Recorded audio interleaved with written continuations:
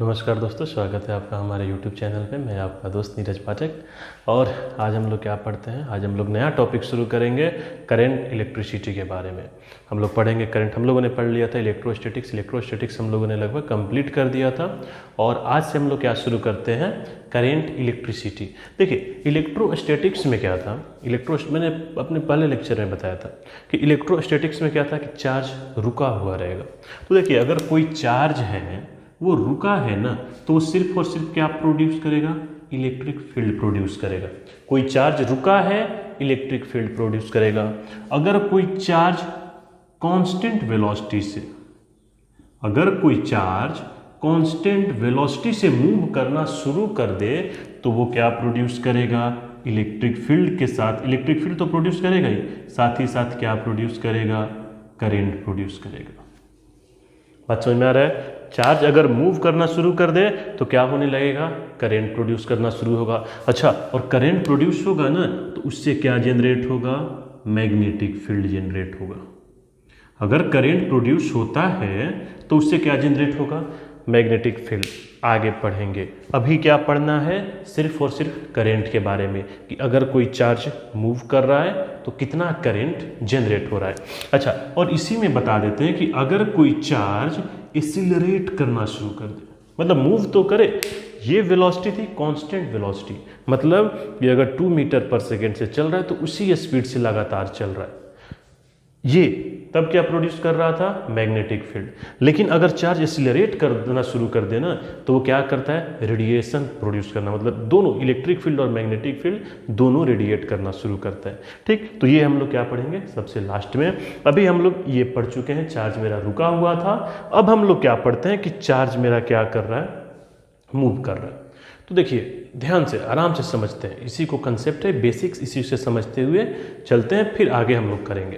तो देखिए मान के चलिए कि जितने भी हमारे मतलब मटेरियल हैं उनको हम लोगों ने क्या किया, दो तीन टाइप में बांटा। पहला क्या था, कंडक्टर। इसके बाद क्या था, एक इंसुलेटर और एक था सेमी कंडक्टर। इनको मैंने साइड में लिख दिया, क्यों, क्योंकि इनके बारे में अभी नहीं पढ़ना है, अभी पढ़ना है इसी के बारे में। इंसुलेटर सबको पता है। इंसुलेटर में क्या होता है कि इलेक्ट्रिसिटी कंडक्ट नहीं होता है। क्यों नहीं इलेक्ट्रिसिटी कंडक्ट होता है, क्योंकि क्या होगा बताइए, इंसुलेटर है, कोई फ्री इलेक्ट्रॉन नहीं होता है। देखिए साफ साफ, अगर आपको इलेक्ट्रिसिटी कंडक्ट करवाना है तो आपको कोई ना कोई एक चीज़ चाहिए जो इलेक्ट्रिसिटी को ले जाए, मतलब यहाँ से वहाँ तक ले जाए। तो वो क्या बोलते हैं, इसके पास कोई चार्ज कैरियर नहीं होता है, चार्ज को ले जाने के लिए कोई नहीं होता है। ठीक, तो इसीलिए ये क्या होता है, इंसुलेटर होता है। एक होता है कंडक्टर, इसमें चार्ज कैरियर होते हैं। तो चार्ज कैरियर कौन होते हैं, तो चार्ज कैरियर इसमें होता है कंडक्टर में फ्री इलेक्ट्रॉन। क्या होगा, फ्री इलेक्ट्रॉन होगा। मेटल सॉलिड बॉडी के केस में फ्री इलेक्ट्रॉन, और अगर लिक्विड है तो उस केस में क्या होगा, आयन होंगे। जो आयन होंगे उस केस में वो क्या करेंगे, इलेक्ट्रिसिटी को कंडक्ट कराएंगे। बात समझ में आ रहा है। जैसे देखिए H2O है, पानी है, पानी क्या कैसे बॉन्ड होता है, ऑक्सीजन क्या होता है, हाइड्रोजन के साथ बॉन्डेड होता है, तो ये बॉन्ड टूटता नहीं है। तो पानी क्या होता है, इलेक्ट्रिसिटी को कंडक्ट नहीं करेगा। लेकिन वहीं हम क्या करते हैं, HCl लेते हैं। तो HCl को जैसे ही पानी में डालते हैं तो ये H+ और Cl- में ब्रेक हो जाता है।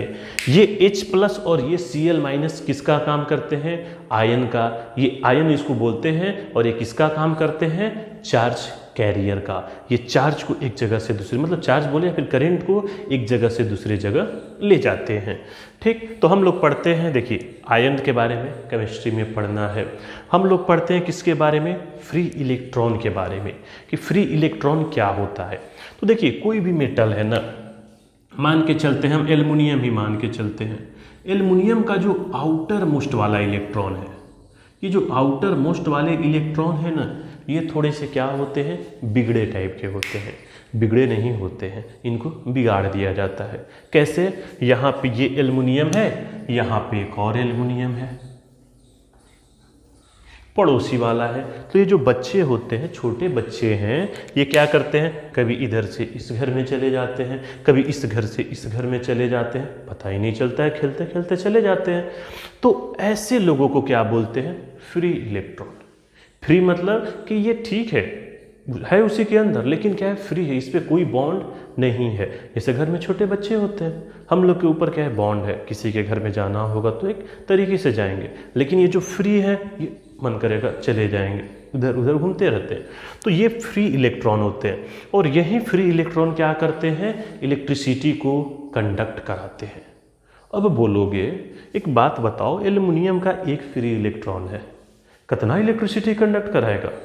एक एल्युमिनियम है, एक फ्री इलेक्ट्रॉन है, कितना ले जाएगा भाई?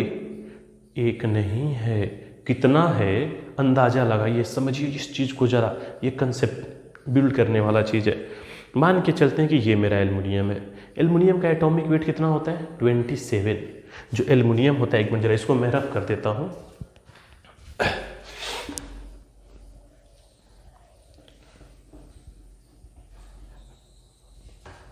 देखिए, एल्युमिनियम का जो एल्युमिनियम है, एटॉमिक वेट कितना होता है इसका बताइए, 27। एल्युमिनियम का एटॉमिक वेट 27 होता है ना भाई। हम मान के चलते हैं कि ये एक एल्युमिनियम का हम वायर लिए, मान लेते हैं कि 27 ग्राम का है।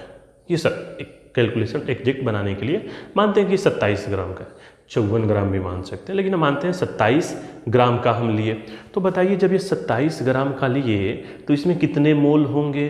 तो मोल आप लोग पढ़े हैं, मोल क्या होता है, मोल जो हम लोग पढ़ते हैं, मोल क्या होता है, given weight upon atomic weight. अच्छा, ये वजन कितना दिए हैं इसका, 27 ग्राम, तो 27 ग्राम ये हो गया, और एटॉमिक वेट भी कितना है, 27 ग्राम। मतलब कितने मोल हुए भाई, 1 मोल हुए। 27 ग्राम एल्युमिनियम में, 27 ग्राम एल्युमिनियम में एल्युमिनियम का कितना मोल होगा, 1 मोल। 1 मोल का मतलब समझ रहे हैं कि इसमें एल्युमिनियम के कितने एटम होंगे, 1 मोल। और 1 मोल पता है कितना बड़ा नंबर है, 1 मोल इक्वल्स टू 6.02 इंटू 10 का पावर 23। उतने एटम है। एटम कितने, जरा एटम का नंबर देखिए भाई, 6.022 इंटू 10 का पावर 23 एटम है भाई। और हर एटम एक एक फ्री इलेक्ट्रॉन दे, एक एक, बस एक, ज़्यादा नहीं। तो नंबर ऑफ फ्री इलेक्ट्रॉन कितने हो जाएंगे, इसके बराबर ही तो हो जाएंगे ना। हर अगर एक एक दे तो ये कितना बड़ा नंबर है, आप लोगों को आइडिया होगा। ये नंबर शायद ऐसे बोलते हैं कि अगर हम हर सेकंड एक एक काउंटिंग करें तो शायद ये नंबर गिनने में 17 से 18 साल लग जाता है। तो ये नंबर बहुत बड़ा नंबर है, इसीलिए इसको सी ऑफ फ्री इलेक्ट्रॉन बोलते हैं। सी मतलब क्या, समुद्र जैसा, सब एक एक देता है, लेकिन जब ऊपर आता है तो लगता है कि अरे बाप रे बाप, सारा का सारा क्या है, फ्री इलेक्ट्रॉन ही भरा है। तो इसीलिए बोलते हैं कि मेटल के पास क्या होते हैं, सी ऑफ फ्री इलेक्ट्रॉन। सिर्फ फ्री इलेक्ट्रॉन नहीं होते, सी ऑफ फ्री, सी मतलब क्या, समुद्र जैसा बहुत ढेर सारा फ्री इलेक्ट्रॉन होता है। तो ये ढेर सारे फ्री इलेक्ट्रॉन क्या करते हैं, इलेक्ट्रिसिटी को कंडक्ट करवाते हैं। ये चीज़ समझ में आ गया, ये कंसेप्ट क्लियर हो गया होगा। अब समझ में आया कि कितना फ्री इलेक्ट्रॉन होता है। तो कंडक्टर में क्या होते हैं कि फ्री इलेक्ट्रॉन होते हैं, इंसुलेटर में नहीं होते हैं, सब के सब एकदम अच्छे से पड़े रहते हैं। सेमी कंडक्टर क्या होता है ना, सेमी कंडक्टर एक ऐसा परिवार है जिसमें नॉर्मल तो फ्री इलेक्ट्रॉन नहीं होता है, चुपचाप बैठा है, सब अपने अपने काम से मतलब है। लेकिन जैसे ही बाहर से कोई उसको बोला ना, प्रेशर दिया, ये चलो ना वहाँ पे मेला लगा है, घूमने चलते, तो ये क्या करेगा, चल देगा। मेला का मतलब क्या, कोई बाहर से हीट दिया, टेम्परेचर बढ़ाया, तो टेम्परेचर बढ़ाया तो जो इलेक्ट्रॉन स्टेबल था वो इलेक्ट्रॉन क्या हो गया, आउटर मोस्ट शेल में आ गया, वो फ्री इलेक्ट्रॉन बन गया। तो इसके बारे में एक चैप्टर ही है, आगे जो है पूरा एक चैप्टर ही है सेमीकंडक्टर के बारे में, तो वहाँ पे हम लोग इसके बारे में पढ़ेंगे, ठीक। तो अभी हम लोग क्या करते हैं कि कंडक्टर के बारे में पढ़े, ये जाने कि कंडक्टर में इलेक्ट्रिसिटी जो कंडक्ट होता है वो फ्री इलेक्ट्रॉन की वजह से होता है, और फ्री इलेक्ट्रॉन क्या होते हैं ये हमने बताया, और कितने फ्री इलेक्ट्रॉन होते हैं ये भी आप लोगों को मैंने क्या किया, दिखाया कि ये क्या होता है, सी ऑफ फ्री इलेक्ट्रॉन। अब चलिए, अब हम लोग क्या करते हैं, ये बेसिक समझ के अब हम लोग आते हैं अपने चैप्टर पे, पढ़ते हैं कि करंट क्या होता है। जो करंट है, मटेरियल में करंट क्यों आता है, कैसे आता है, समझिए, बच्चों जैसा समझाएंगे। तो चलिए अब हम लोग देखते हैं कि करंट क्या होता है। चलिए लिखते हैं यहाँ पे क्या, करंट। करंट का डिफिनीशन तो शायद सबको पता होगा। करंट क्या होता है, rate of flow of charge. मतलब क्या कि चार्ज किस रेट से फ्लो कर रहा है। अच्छा, रेट का मतलब क्या, समझिएगा जरा। कि मान के चलते हैं कि ये मेरा एक क्या है, कंडक्टर है, ये मेरा एक है क्रॉस सेक्शन। इस छोटे से, एकदम छोटे से, मान के चलिए एकदम छोटा सा DQ टाइप का ये क्रॉस सेक्शन का ये लेंथ है। इससे हम बोलते हैं कि 5 सेकेंड में 10 कूलाम चार्ज फ्लो कर गया। 5 सेकेंड में 10 कूलाम चार्ज फ्लो कर गया। तो करंट कितना होगा, तो करंट मैंने बोला क्या कि rate of flow of charge. Rate का मतलब क्या, एक में। रेट जैसे हम लोग जाते हैं पूछते हैं दुकान पे, तो रेट हमें कैसे बताता है, एक में बताता है। 1 kg का दाम इतना रुपया। सेम वही करना है कि अगर 5 सेकेंड में 10 कूलाम चार्ज फ्लो कर जाता है तो 1 सेकेंड में कितना करेगा, 10/5, मतलब 2 कूलाम पर सेकेंड। यही मेरा क्या होता है, करेंट होता है। Current is basically what, rate of flow of charge. तो I इक्वल्स टू पता है क्या बोला गया, dQ/dt।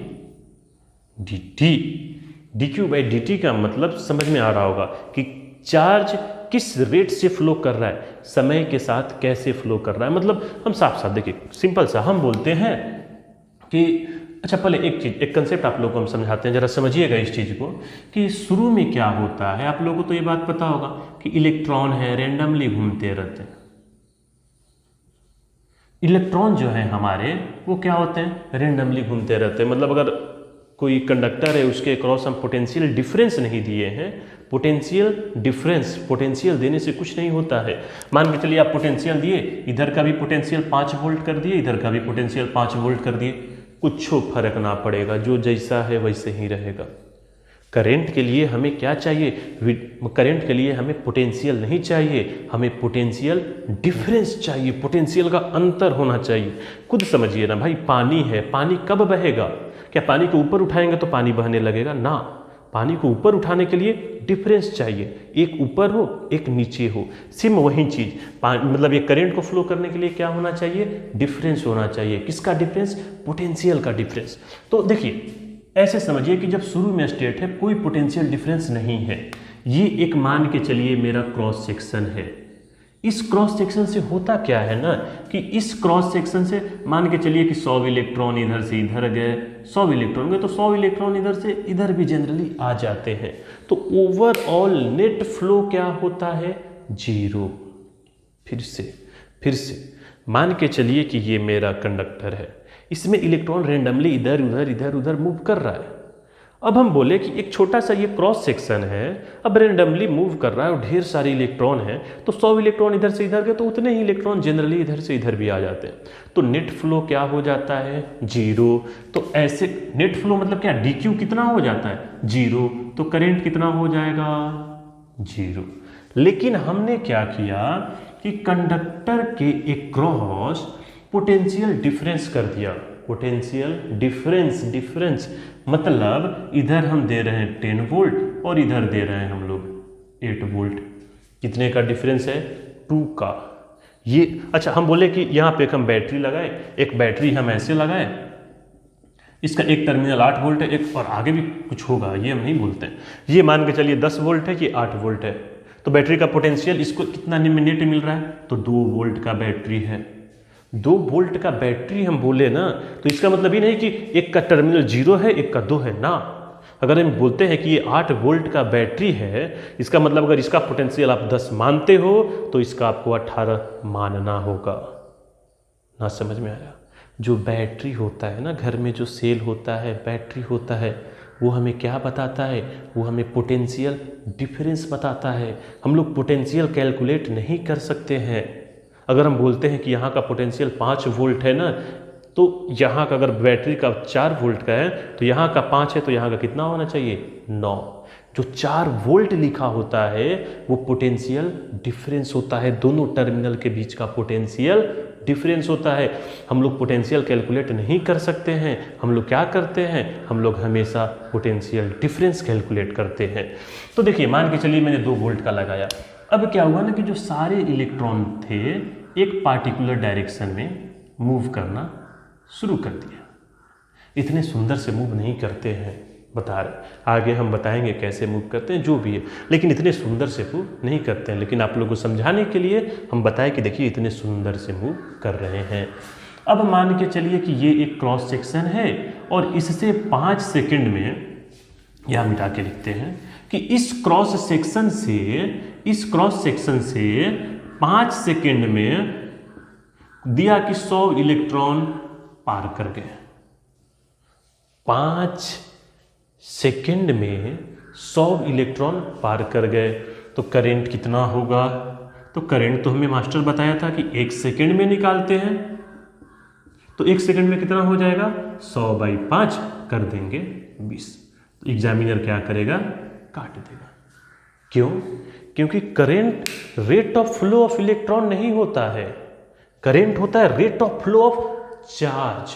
कि अगर 100 इलेक्ट्रॉन पार किए तो कितना चार्ज फॉलो किया, चार्ज निकालना है हमें। नहीं समझ में आ रहा है? जो करंट होता है वो rate of flow of electron नहीं होता है कि इलेक्ट्रॉन किस रेट से फ्लो कर रहा है, ये नहीं होता है। क्या होता है? Rate of flow of charge होता है कि चार्ज किस रेट से फ्लो कर रहा है।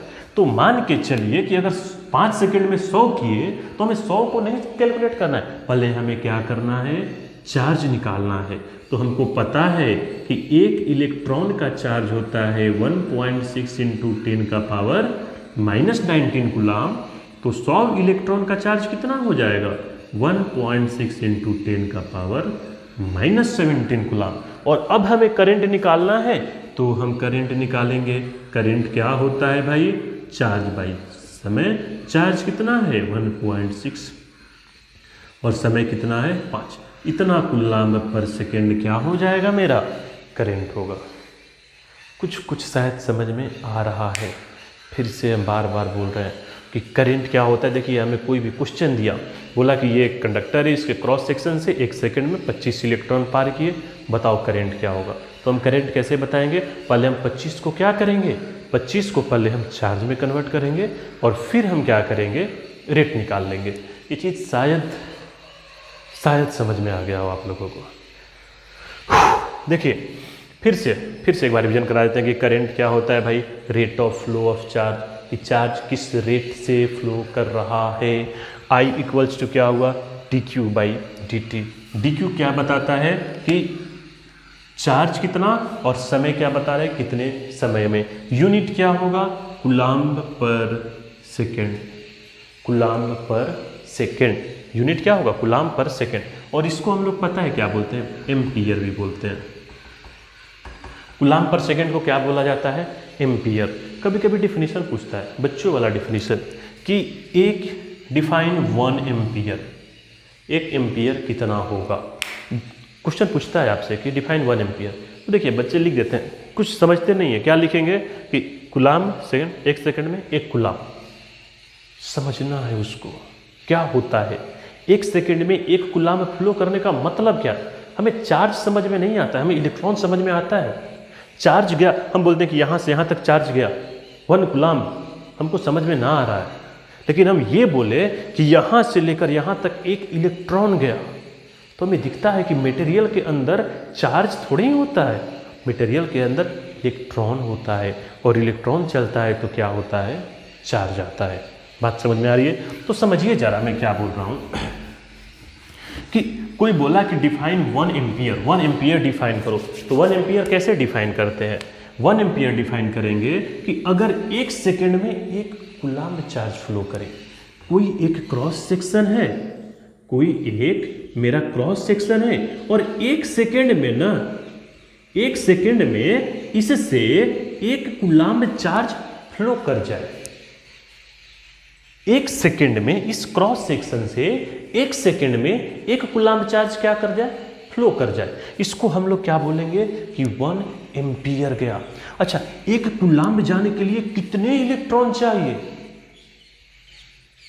1 कूलाम्ब चार्जवा के लिए कितना इलेक्ट्रॉन फ्लो करेगा? बात समझ में आ रहा है? फिर से 1 कूलाम्ब चार्ज के लिए 1 कूलाम्ब चार्ज के लिए कितना इलेक्ट्रॉन चाहिए? तो जो लोग एनसीईआरटी पढ़ते होंगे वो लोग जानते होंगे। वो तो साफ साफ हमको लगता है कि लोगों को तो डाटा भी याद होगा। कितने चाहिए भाई? 6.25 इंटू 10 का पावर 18 इलेक्ट्रॉन। 18 या 25 नहीं, 18 इलेक्ट्रॉन। कैसे समझिए, 1.6 इंटू 10 का पावर -19 कूलाम्ब चार्ज होता है 1 इलेक्ट्रॉन से। 1 इलेक्ट्रॉन का चार्ज कितना होता है? 1.6 इंटू 10 का पावर -19। तो 1 कूलाम्ब के लिए कितना चाहिए? 1/1.6 इंटू 10 का पावर -19 इलेक्ट्रॉन। और जब इसको सॉल्व करेंगे ना तो 6.2 इंटू 10 का पावर 18 आएगा। बात कुछ समझ में आ रहा है? तो समझिए कि इतना इलेक्ट्रॉन नहीं समझना, फिर से भूल जाओ। बोलते हैं कि ये मेरा एक कंडक्टर है, ये मेरा एक क्या है? कंडक्टर है। और हम बोले ना कि एक छोटा सा क्रॉस सेक्शन से 1 सेकेंड में 6.25 इंटू 10 का पावर 18 इलेक्ट्रॉन पास कर गया 1 सेकेंड में। तब हम बोलेंगे कि इससे कितना करंट पास हुआ? तो इससे 1 एम्पियर का करंट पास हुआ। कुछ अब बात दिमाग में जा रहा है? फिर से हम कंसेप्ट क्लियर कराना चाहते हैं। हम नहीं चाहते हैं कि औरों की तरह जल्दी जल्दी रटा के पढ़ा दें कि 1 कूलाम्ब के 1 एम्पियर क्या होता है, the rate of flow of, मतलब सॉरी 1 सेकेंड में 1 कूलाम्ब चार्ज पास किया तो ये हुआ। हम समझाना चाहते हैं कि 1 कूलाम्ब का मतलब क्या कि 1 सेकेंड में 6.25 इंटू 10 का पावर 18 इलेक्ट्रॉन अगर मूव करेगा तो उसको क्या बोलेंगे कि वो 1 एम्पियर है। ये चीज़ कुछ दिमाग में जा रहा है? तो 1 एम्पियर का डिफिनीशन आपको देखिए, यहीं से गड़बड़ी, फिजिक्स में गड़बड़ी यहीं से शुरू होता है कि लोग इसको रटने लगते हैं। रटना नहीं, एक छोटा चीज़ को क्या करना है, समझना है कि 1 कूलाम्ब चार्ज है 1 सेकंड में पास किया, हाँ भाई इतना हुआ। तो ये चीज़ समझ में आ गया। करंट क्या हो गया, समझ में आया। करंट का देखिए बेसिक सा, ज़्यादा हम इसमें आज नहीं पढ़ाएंगे, सिर्फ छोटा करंट का डिफिनीशन ये हो गया भाई। फिर करंट की यूनिट क्या हो गई, एम्पियर हो गई। करंट कैसे कैसे फ्लो करता है ये चीज़ कुछ छोटा समझ में आया होगा। ठीक, तो आज हम लोग यहीं पे रहने देते हैं। अब अगले लेक्चर में हम लोग क्या करेंगे, करंट के बारे में आगे भी पढ़ेंगे। ये लेक्चर ज़्यादा लंबा ना हो जाए, ठीक, तो यहीं पे ख़त्म करते हैं और बहुत जल्दी ही अगला वीडियो आएगा। आप लोग को क्या करना है, आप लोग को सिर्फ मेहनत को देखते हुए, अगर आप लोग को लग रहा है कि ये सही में मेहनत कर रहा है, सही में आप लोगों के लिए कुछ कर रहा है, तो इसको प्लीज़ चैनल को सब्सक्राइब कीजिए, शेयर करिए और लाइक करिए। और आप लोगों को ये वीडियो देख के कैसा लगा वो कमेंट में ज़रूर करिए।